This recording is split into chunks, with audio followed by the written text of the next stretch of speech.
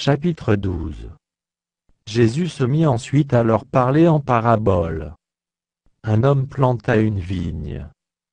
Il l'entoura d'une haie, creusa un pressoir, et bâtit une tour, puis il la ferma à des vignerons, et quitta le pays. Au temps de la récolte, il envoya un serviteur vers les vignerons, pour recevoir d'eux une part du produit de la vigne. S'étant saisis de lui, ils le battirent, et le renvoyèrent à vide. Il envoya de nouveau vers eux un autre serviteur, ils le frappèrent à la tête, et l'outragèrent. Il en envoya un troisième, qu'ils tuèrent, puis plusieurs autres, qu'ils battirent ou tuèrent. Il avait encore un fils bien-aimé, il l'envoya vers eux le dernier, en disant « Ils auront du respect pour mon fils ». Mais ces vignerons dirent entre eux « Voici l'héritier. Venez, tuons-le, et l'héritage sera à nous. » Et ils se saisirent de lui, le tuèrent, et le jetèrent hors de la vigne. Maintenant, que fera le maître de la vigne? Il viendra, fera périr les vignerons, et il donnera la vigne à d'autres. N'avez-vous pas lu cette parole de l'Écriture? La pierre qu'ont rejetée ceux qui bâtissaient, est devenue la principale de l'angle. C'est par la volonté du Seigneur qu'elle l'est devenue, et c'est un prodige à nos yeux. Ils cherchaient à se saisir de lui, mais ils craignaient la foule. Ils avaient compris que c'était pour eux que Jésus avait dit cette parabole. Et ils le quittèrent, et s'en allèrent. Ils envoyèrent auprès de Jésus quelques-uns des pharisiens et des hérodiens, afin de le surprendre par ses propres paroles. Et ils vinrent lui dire « Maître, nous savons que tu es vrai, et que tu ne t'inquiètes de personne, car tu ne regardes pas à l'apparence des hommes, et tu enseignes la voie de Dieu selon la vérité. Est-il permis, ou non, de payer le tribut à César? Devons-nous payer, ou ne pas payer ?» Jésus, connaissant leur hypocrisie, leur répondit « Pourquoi me tentez-vous?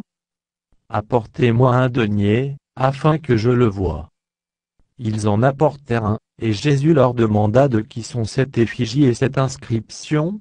« De César, lui répondirent-ils.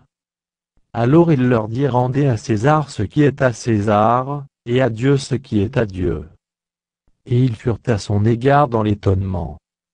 Les Sadducéens, qui disent qu'il n'y a point de résurrection, vinrent auprès de Jésus, et lui firent cette question. « Maître, voici ce que Moïse nous a prescrit: si le frère de quelqu'un meurt, et laisse une femme, sans avoir d'enfant, son frère épousera sa veuve, et suscitera une postérité à son frère. Or, il y avait 7 frères. Le premier se maria, et mourut sans laisser de postérité. Le second prit la veuve pour femme, et mourut sans laisser de postérité. Il en fut de même du troisième.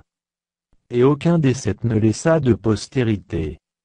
Après eux tous, la femme mourut aussi. À la résurrection, duquel d'entre eux sera-t-elle la femme? Car les 7 l'ont eue pour femme. » Jésus leur répondit « N'êtes-vous pas dans l'erreur, parce que vous ne comprenez ni les Écritures, ni la puissance de Dieu?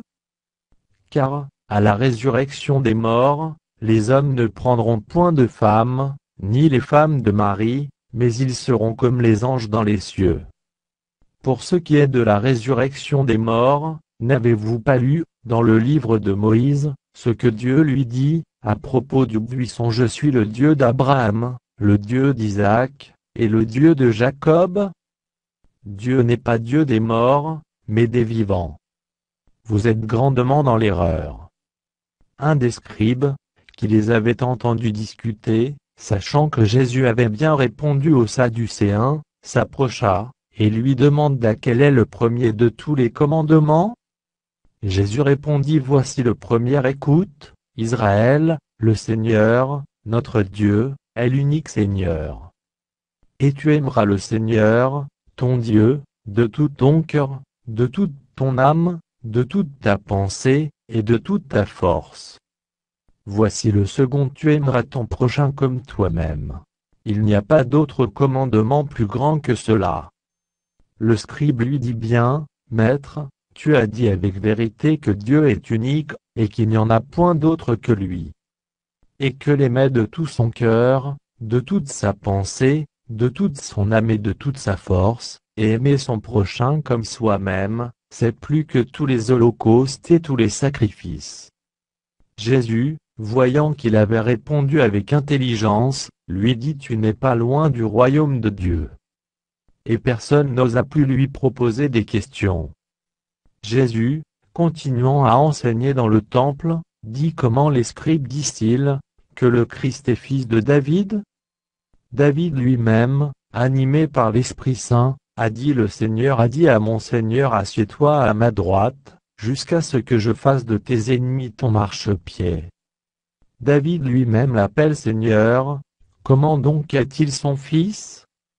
Et une grande foule l'écoutait avec plaisir. Il leur disait dans son enseignement: Gardez-vous des scribes, qui aiment à se promener en robe longue, et à être salués dans les places publiques, qui recherchent les premiers sièges dans les synagogues, et les premières places dans les festins, qui dévorent les maisons des veuves, et qui font pour l'apparence de longues prières. Ils seront jugés plus sévèrement.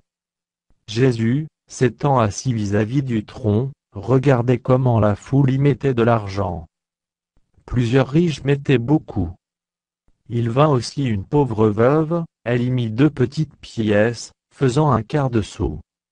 Alors Jésus, ayant appelé ses disciples, leur dit: Je vous le dis en vérité, cette pauvre veuve a donné plus qu'aucun de ceux qui ont mis dans le tronc.